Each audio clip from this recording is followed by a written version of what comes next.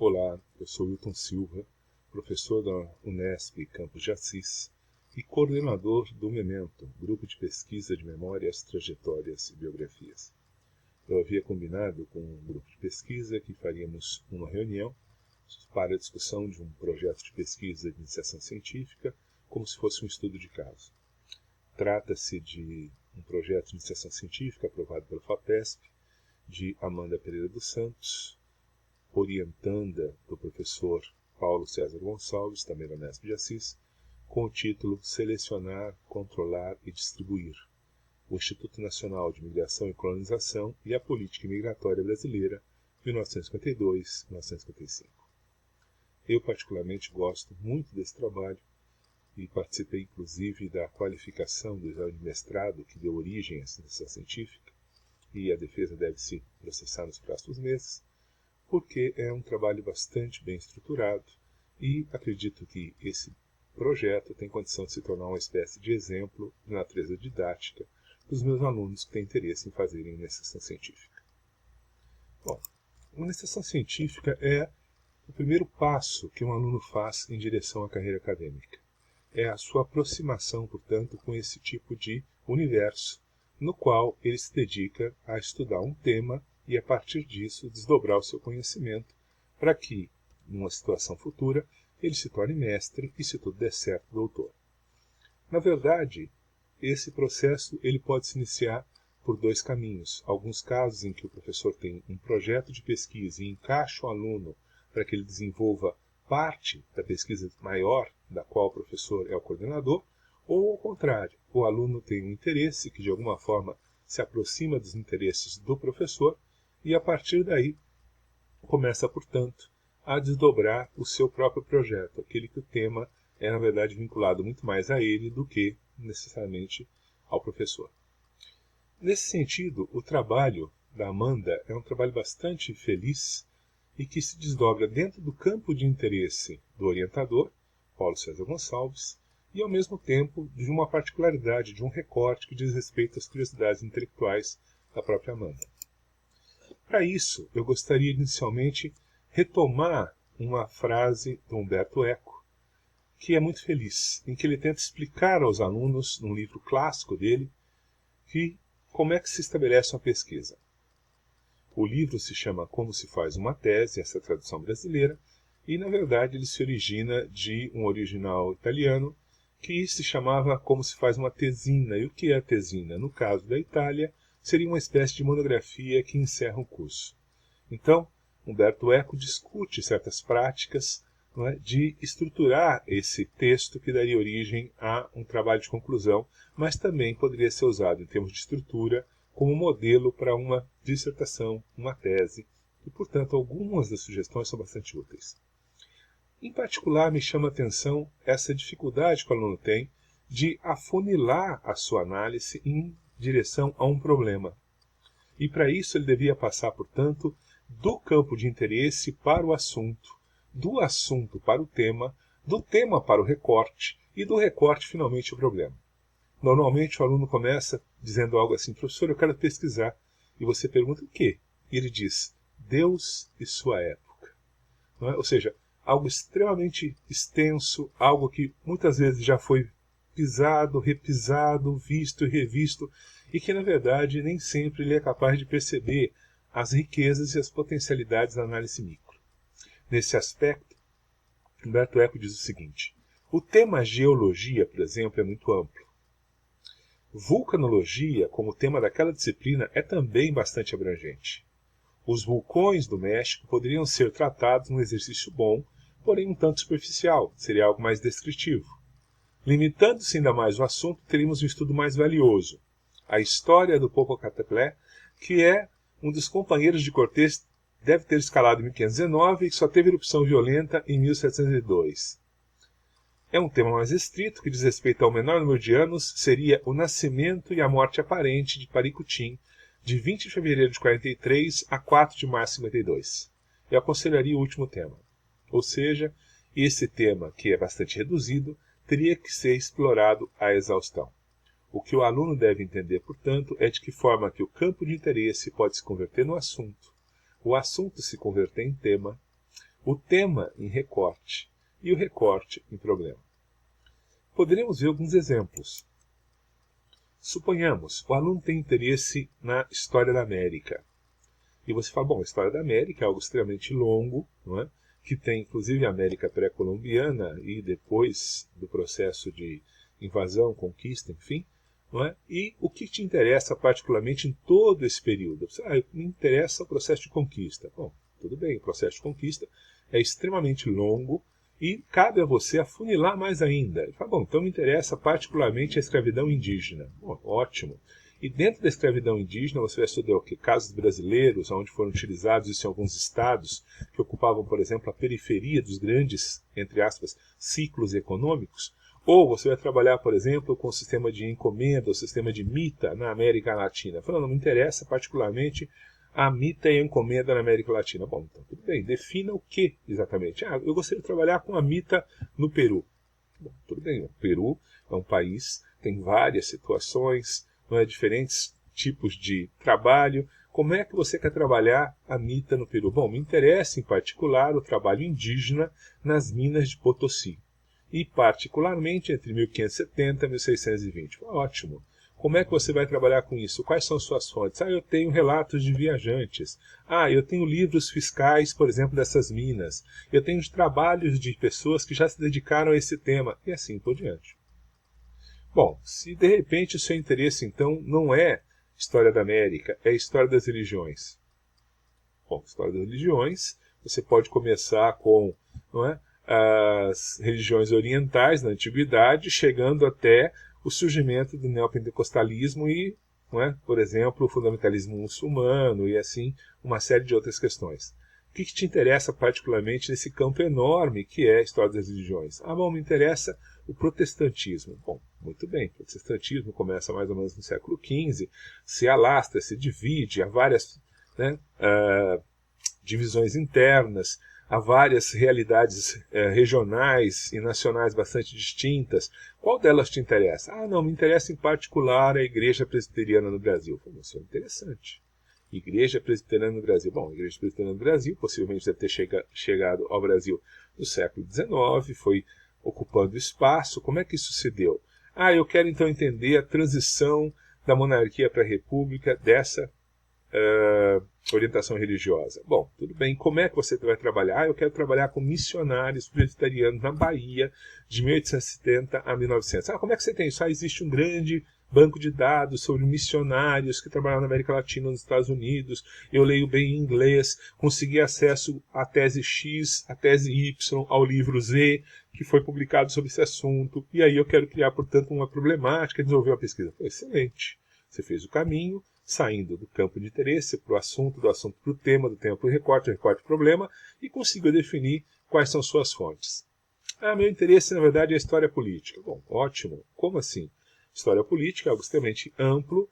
No que te interessa a história política? Sindicatos, estados, ONGs, associações, comunidades, né? Grupos partidários. O que na história política te interessa? Não, me interessa em particular a abordagem da história do direito. Bom, a história do direito você tem uma amplitude, desde a formação das leis, discussões legislativas, aplicação, formação de quadros jurídicos. O que te interessa em particular? Não, me interessa em particular a participação política na OAB. Bom, a OAB foi criada, tem décadas, né, atuou de várias formas ao longo do tempo. Em que particularmente a OAB te interessa? Não me interessa ela na ditadura militar.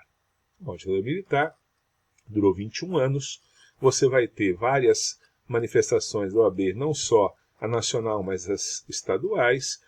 Qual período em particular te interessa e o que você pretende usar como fonte? Eu descobri que existe um jornal chamado Jornal do Advogado, editado pela OAB, e que, de repente, qual é a postura da OAB entre 74 e 85, discutindo justamente o processo de abertura e as discussões políticas daquele contexto.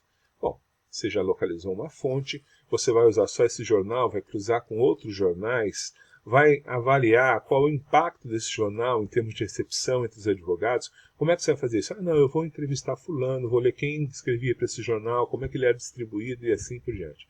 Enfim, é esse o processo que o aluno tem que levar adiante. Eu espero que, de certa forma, isso dê algum tipo de norte para que o aluno possa pensar em qual é o tipo de pesquisa que ele quer fazer, qual é o seu campo de interesse, qual é o assunto, qual é o tema, qual é o recorte, qual é o problema. Basicamente, essas questões é que têm que ser resolvidas para que ele possa, aí sim, estruturar o que seria um projeto de pesquisa. Tudo bem? Bem, o modelo proposto aqui é aquele que é exigido no programa de pós-graduação da Unesp Campos de Assis. Embora hajam diferenças entre as exigências de uma instituição para outra, em geral a estrutura basicamente é a mesma, com algumas alterações de ordem, por exemplo. Mas nós vamos trabalhar, portanto, com a ordem original do projeto, que é uma, inclusive, e apenas a título de informação, qual seria a estrutura solicitada pela pós-graduação do Campos de Assis.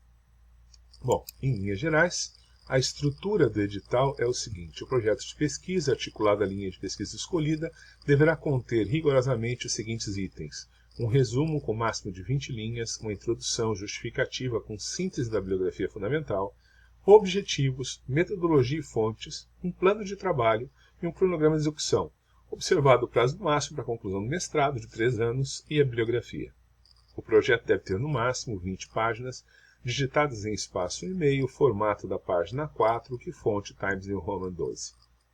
Portanto, a estrutura deveria ser a seguinte: resumo com máximo de 20 linhas, introdução, justificativa com a síntese da bibliografia fundamental, objetivos, metodologias e fontes, o plano de trabalhos, o cronograma de execução e a bibliografia. O projeto, na verdade, de iniciação científica da Amanda, aqui analisado, ele tem uma estrutura semelhante a essa, mas na verdade onde a ordem é alterada. Mas, como eu disse, isso não faz diferença no sentido de que foi um projeto aprovado pelo FAPESP, ganhou bolsa FAPESP no mestrado, e a ordem desses fatores não compromete o projeto em si, justamente porque ele é julgado pela clareza através da qual ele propõe uma espécie de um percurso intelectual. Nesse sentido, fazer um projeto de pesquisa talvez seja um dos textos mais fáceis da vida acadêmica. O difícil não é fazê-lo, o difícil é ter clareza de qual é o ponto de partida e qual é o ponto de chegada desejado.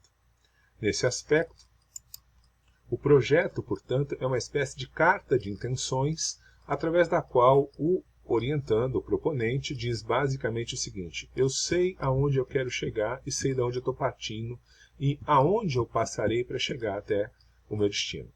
Nesse sentido, portanto, é um roteiro proposto que deve oferecer informações que mostrem de forma clara qual é o tema, a delimitação do problema e da questão, a definição do que é o seu objeto de pesquisa, quais são os objetivos a serem atingidos, qual se dá a construção do referencial teórico, as hipóteses e os métodos que serão utilizados ao longo desse trabalho.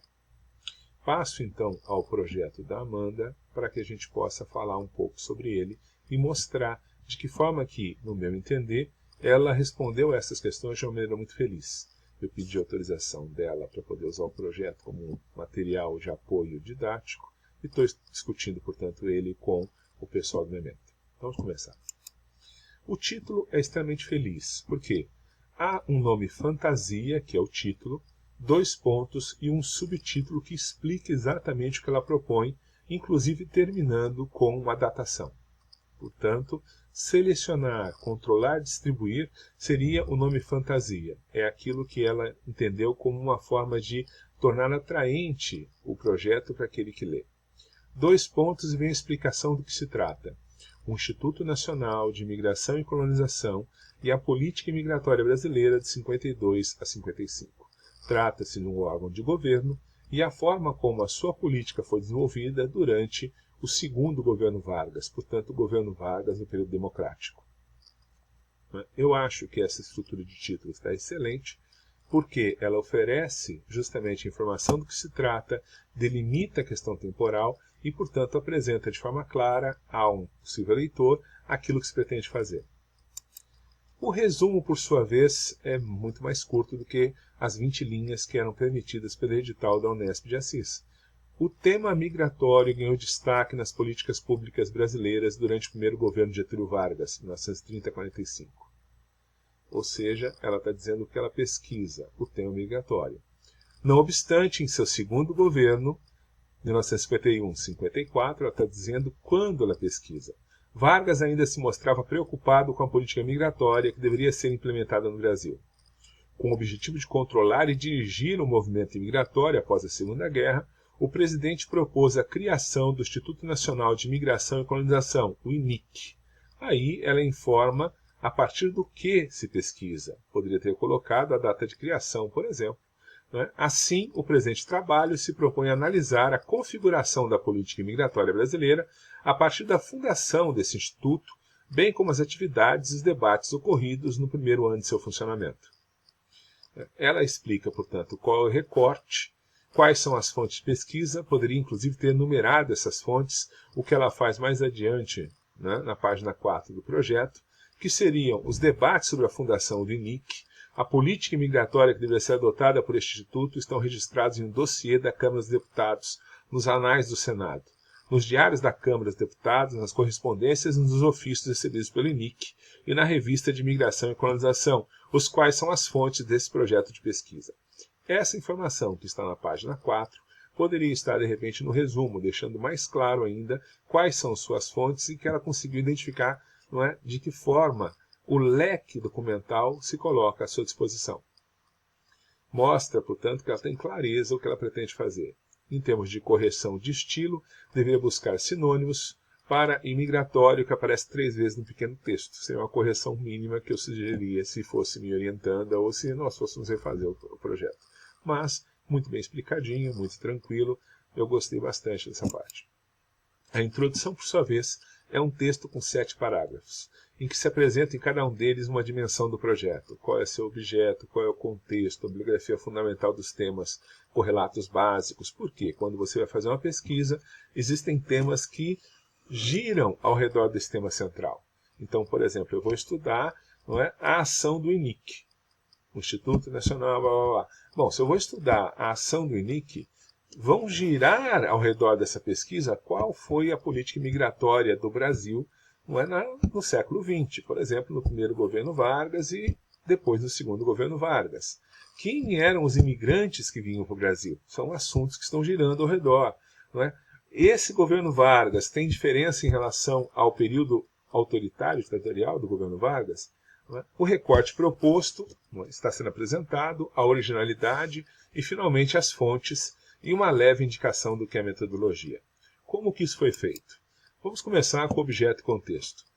Aspas. Durante o primeiro governo de Getúlio Vargas, 1930-45, foram promovidas medidas de caráter restritivo em relação à entrada de imigrantes no Brasil. Diferentes leis foram apresentadas como iniciativas que pretendiam defender o trabalhador nacional contra a concorrência estrangeira, principalmente nas cidades, apontando para a entrada descontrolada de imigrantes como uma das causas do aumento do desemprego e da desordem social e econômica. Os debates em torno da elaboração das políticas de imigração e de colonização foram marcados pela necessidade de mão de obra e pelo desejo de branqueamento das populações negras e mestiças brasileiras.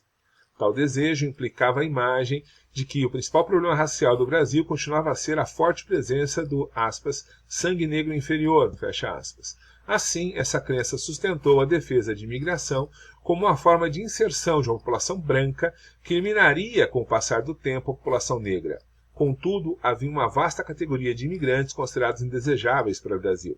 Eram eles os portadores de deficiências físicas, os doentes, os envolvidos em movimentos políticos ou sociais e, certamente, novos imigrantes negros. Perceba-se que, embora ele identifique a questão racial como presente necessária na análise da política migratória, ela não aprofunda aqui tal discussão, cuja bibliografia será não só por demais extensa, mas também exigiria um esforço que não se justifica na relação tempo e objetivo da pesquisa. Então é importante que o pesquisador tenha a humildade de delimitar o seu objeto e o seu interesse dentro daquilo que ele é capaz de fazer. Uma dissertação de mestrado tem que ser construída entre 2 e 3 anos, um doutorado chega a 4. Propor uma pesquisa de mestrado que devoraria 3, 4 anos de pesquisa, propor uma pesquisa de doutorado que devoraria 5, 6 anos de pesquisa, se tornaria, portanto, inviável. Isso não significa que os assuntos que giram ao redor da sua abordagem não sejam interessantes. Significa que você não precisa falar sobre eles no sentido de deixar que eles sejam objeto de estudo para outras pessoas. Tá certo? Isso é importante para o aluno porque muitas vezes a curiosidade, os interesses, as paixões levam o aluno a se desdobrar sobre temas que vão afastando ele daquilo que seria o principal de sua pesquisa. A bibliografia da política migratória. Ela diz: a política migratória, o primeiro governo Vargas e a instituição de leis que restringiram a entrada e permanência de estrangeiros no país proporcionaram uma vasta bibliografia que chama a atenção por diversos temas. Há estudos importantes para compreendermos a política migratória desse governo, como o de Fábio Kaufmann, Imigrante Ideal, no qual o autor analisa a seleção dos imigrantes desejáveis e o papel central do Ministério da Justiça e de seus funcionários, que, baseados na legislação, defendiam quem podia ou não entrar no país. O estudo de Ângela Maria de Castro Gomes, Estado Novo, Ideologia e Poder, chama a atenção para a realização de uma política de amparo ao trabalhador nacional, a relação existente entre o homem do povo e a figura de Vargas, e os indivíduos que eram perseguidos pelo governo. A obra de Odair da Cruz Paiva, Caminho Cruzados, Imigração, Construção do Brasil Moderno, 1930-50, apresenta uma análise sobre as migrações internas, as mudanças ocorridas nos meios urbanos e rural e a necessidade da mão de obra estrangeira e nacional em larga escala durante o governo Vargas.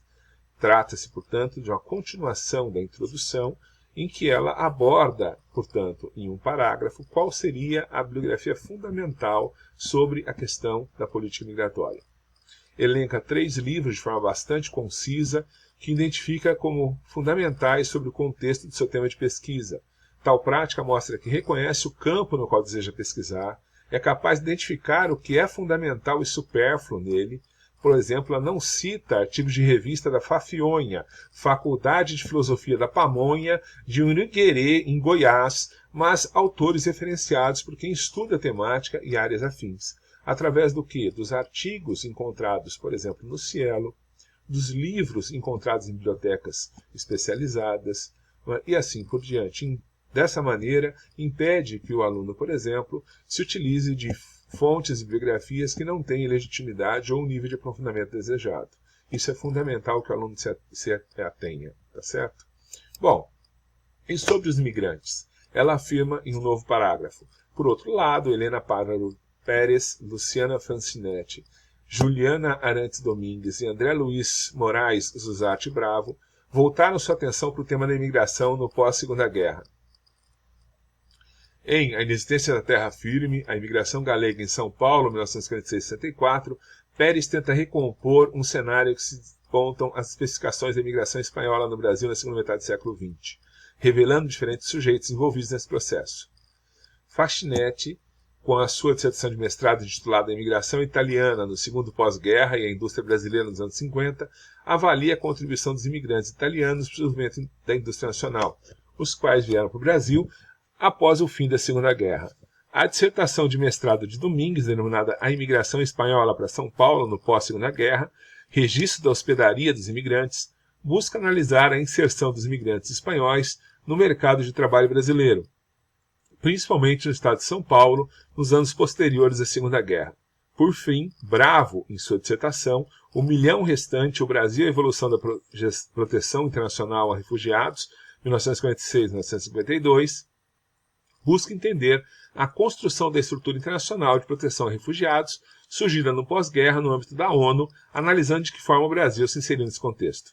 Ela apontou de forma panorâmica 4 leituras entendidas como enriquecedoras da dimensão humana do seu objeto de estudo. É uma demonstração de sensibilidade em relação ao seu objeto. Isso é importante. Portanto, na introdução, através de 7 parágrafos, ela vai abordar um conjunto de questões: as bibliografias, a originalidade e as fontes. Ela já abordou a bibliografia de imigração, a bibliografia sobre imigrantes e a bibliografia sobre Getúlio Vargas. Diz ela: Maria Celina Soares de Araújo, Pedro Paulo Zalute Bastos e Maria Antonieta Leopoldi investigaram de forma mais ampla a segunda administração Vargas. No livro O Segundo Governo Vargas, 51-54, Democracia, Partidos e Crise Política, da Araújo apresenta a conjuntura nacional que permitiu a eleição de Vargas pelo voto popular e reconstitui toda a trajetória do segundo governo, examinando articulações políticas, o discurso eleitoral, a crise que se desenvolveu nos primeiros anos da década de 50 e a sobrevivência das instituições políticas após a morte do presidente. Bastos, por sua vez, no capítulo Ascensão e Crise do Projeto Nacional Desenvolvimentista Getúlio Vargas, avalia estratégias do segundo governo Vargas, a crise do projeto desenvolvimentista e o legado do projeto nacional do estadista. Em O Difícil Caminho do Meio, Estado, Burguesia e Industrialização do segundo governo Vargas, 51-54, Leopold procura recuperar o papel da burguesia e de suas associações corporativas no projeto industrial formulado e implementado no segundo governo de Vargas, o qual estabeleceu as bases para o desenvolvimento de toda a década de 50.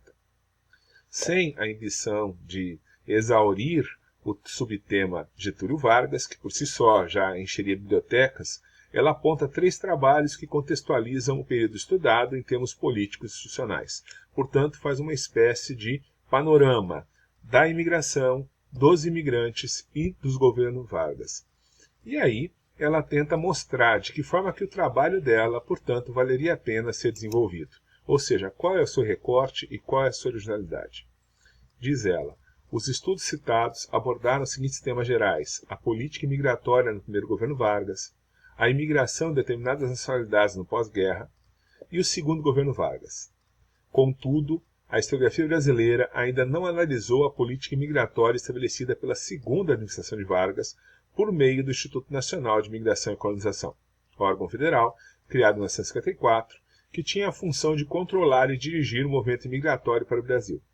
Esse instituto está inserido no legado institucional de Vargas, que extrapolou o período de seu governo, sendo extinto apenas no mandato de João Goulart, por meio da Lei Delegada nº 11 de 11/10/62, a qual determinou que o INIC e o Serviço Social Rural deveriam passar a constituir a Superintendência de Política Agrária, SUPRA.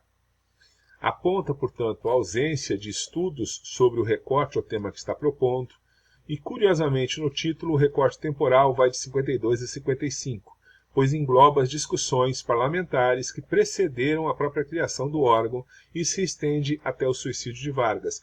Esse foi o recorte temporal que ela se propôs a analisar. Bom, e através do qual fontes ela vai conseguir analisar isso?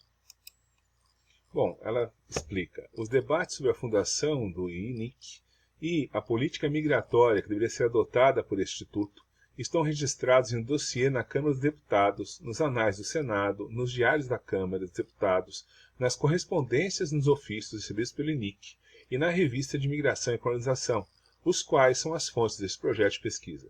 Com base nessa documentação, pretendemos analisar as medidas que foram tomadas pelo governo brasileiro em relação à entrada de imigrantes na década de 1950. Ela enumera as fontes para que o leitor possa ter uma dimensão do volume de informação a ser trabalhado e o nível de detalhamento proposto por ela. A descrição das fontes se dará no próximo tópico do projeto, que é tema e justificativa. O que é fundamental, portanto, o aluno perceber até aqui é de que maneira, na sua introdução, deveria constar justamente a bibliografia principal do seu objeto, a bibliografia sobre temas que circulam ao redor do seu objeto, qual é a originalidade do seu trabalho e as características do seu recorte, e, finalmente, quais são as fontes e aonde elas se encontram. Bom, dando essas informações, passa a se desenvolver com mais extensão aquilo que seria a justificativa da pesquisa através do seu tema. Para isso, o projeto tem 2 páginas dedicadas a essa explicação. Esse tópico, tratado ao longo de 2 páginas, tem 8 parágrafos, se inicia com a identificação da parte significativa das fontes, o dossiê da Câmara dos Deputados a respeito da criação do Instituto Nacional de Migração e Colonização, bem como 10 livros dos anais do Senado e 539 diários da Câmara dos Deputados, e características da sua localização e forma de acesso. Informa que são 30 documentos que compõem o dossiê, que os livros dos anais do Senado de 53 e 54 estão disponibilizados online, o de 52 não, e o que nestes, no Diário da Câmara dos Deputados, estão os discursos parlamentares sobre o tema de imigração naquele momento, a criação do INIC, os sociais e certamente sobre novos imigrantes negros. Bom, aqui, portanto, caracteriza a localização, a forma de acesso. Além dessas fontes também são apontados documentos do INIC, ofício e correspondência, que seriam consultados no Arquivo Histórico do Itamaraty, no Rio de Janeiro, e o único volume da Revista de Migração e Colonização publicado em 1955 pela instituição que também lá se encontra. Veja bem que ela tem clareza o que vai consultar e, mais do que isso, aonde estão esses documentos. Bom, por outro lado, ela aponta justamente a falta de pesquisa sobre essa temática. E vamos lá, segundo Pérez, a historiografia brasileira não se debruçou devidamente sobre a imigração pós-Segunda Guerra Mundial, possivelmente por não ter a importância numérica atribuída à grande imigração em massa no final do século XIX e início do século XX. O movimento migratório ocorrido na segunda metade do século XX não foi pensado como objeto de estudo relevante. Cabe aqui o aluno perceber que, da sua sensibilidade, da sua curiosidade, da capacidade de perceber detalhes e minúcias, ele pode caracterizar um novo objeto. Como já disse alguém sobre a literatura, se você quer ser universal, cante a sua aldeia. Por outro lado, é justamente nessa minúcia, nessa particularidade, nessa possibilidade que você pode encontrar um objeto de interesse e que seja rico na sua pesquisa, inclusive marcado pela originalidade. Continuando. Após o término da Guerra de 45, contudo, a política migratória sofreu alterações em diversos países, e o fluxo migratório voltou a se elevar. No âmbito nacional, elaborou-se uma política migratória a partir da fundação do Instituto Nacional de Migração e Colonização durante o segundo governo Vargas, o qual pretendia controlar com rigor o movimento migratório, que no final do século XIX e início do XX ocorrera de forma desenfreada. Esse órgão substituiu o Conselho de Migração e Colonização, o SIC, criado em 1938 pelo mesmo Getúlio Vargas. Em nosso levantamento bibliográfico, não encontramos evidências de estudos que se propuseram a pesquisar a criação do INIC e os debates em torno da política migratória que foi estabelecida a partir disso. De certa maneira, portanto, ela vai apontar quais seriam os objetivos a serem alcançados pela pesquisa. Em relação aos objetivos, deve-se chamar a atenção pelo seguinte fato. É uma única parte do projeto que é apresentada por tópicos. E, não só nisso, mas também deve apresentar os verbos no infinitivo. Analisar, compreender, apreender, verificar, de forma tal que projeta aquilo que será feito. E, se possível, é de bom tom, separar em objetivos gerais e em objetivos particulares. Geralmente, os objetivos gerais se referem, por exemplo, ao campo, ao tema, ou seja, à forma mais ampla pela qual a pesquisa se insere. Então, o objetivo geral, de alguma forma, estaria vinculado à questão da imigração. Já os objetivos específicos, ao INIC e aquele período em particular. Vamos lá, então. Analisar como se pretendia configurar a política migratória brasileira a partir da criação do Instituto Nacional de Migração e Colonização, ressaltando os objetivos gerais a serem alcançados. 2. Específicos agora. Analisar como se organizou a estrutura administrativa do INIC no momento de sua criação. Identificar se durante os debates sobre a criação do INIC, legisladores e governantes defenderam ou rejeitaram a vinda de imigrantes para o Brasil. Compreender os objetivos dos deputados e senadores ao aceitarem ou refutarem a configuração da política migratória que surgiu no segundo governo Vargas, identificando as regiões do país que representaram no poder legislativo. Apreender o que a imigração representava para o Brasil na década de 50, segundo a perspectiva dos deputados, senadores e do presidente da República. Verificar quais eram os propósitos e as principais preocupações da administração do INIC em seu primeiro ano de atividade. A forma está correta, com a subdivisão em 2 níveis, os verbos também no infinitivo, embora, em relação às gerais, ela pudesse ter enumerado em tópicos distintos o que se projetou e seus objetivos. De qualquer modo, vale a pena reafirmar a necessidade de se pensar dos objetivos como justamente as questões que se pretende fazer em relação à documentação. Dessa maneira, pontuando quais são os objetivos, na hora de se trabalhar com os documentos, eu posso focar na necessidade de responder a essas questões que foram antes, por mim, elencadas através do projeto e através da busca de objetivos.